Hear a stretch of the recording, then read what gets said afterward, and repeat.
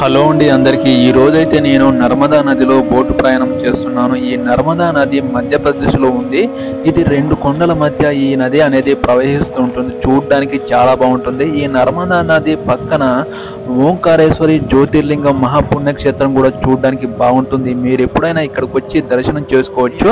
మంచి అంటే మన ఇండియాలోనే మంచి పుణ్యక్షేత్రంలో ఈ ఓంకారేశ్వరి జ్యోతిర్లింగం టెంపుల్ చాలా ఫేమస్ అయింది. ఇక్కడ దగ్గరలో త్రివేణి సంగమం కూడా ఉందంట. ఇక్కడ మూడు నదులు కలిసే ప్రదేశం కూడా ఉందంట. చాలా బాగుంటుందంట. మూడు నదుల కలయిక నర్మదా, కావేరి, తవా నది త్రివేణి సంగమం కూడా ఇక్కడ ఉందంట. రెండు కొండల మధ్య ప్రవహిస్తున్న ఈ నర్మదా నది రెండు కొండల మీద మహాపుణ్యక్షేత్రం ఓంకారేశ్వరి జ్యోతిర్లింగం టెంపుల్ చాలా ప్రసిద్ధి చెందింది. మీరు ఎప్పుడైనా వస్తే ఇక్కడ దర్శనం చేసుకోవడానికి చాలా బాగుంటుంది. ఇక్కడ నర్మదా నది రాయితో తయారు చేసిన శివలింగాలు అమ్మబడతాయి. మనం ఈ శివలింగాలు తీసుకెళ్లి ఇంటి దగ్గర డైలీ పాలాభిషేకం చేస్తే మనం అనుకున్నది ఖచ్చితంగా నెరవేరుతుంది. మన జీవితంలో ఒక్కసారైనా నర్మదా నదిలో స్నానం చేస్తే చాలా మంచిదంట.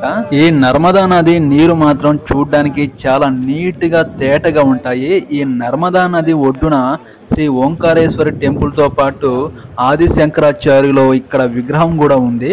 ఈ వీడియో నచ్చితే ఒక లైక్ చేయండి, కామెంట్ చేయండి, నా ఛానల్ ని సబ్స్క్రైబ్ చేయండి ప్లీజ్. ఓకేనండి, బాయ్.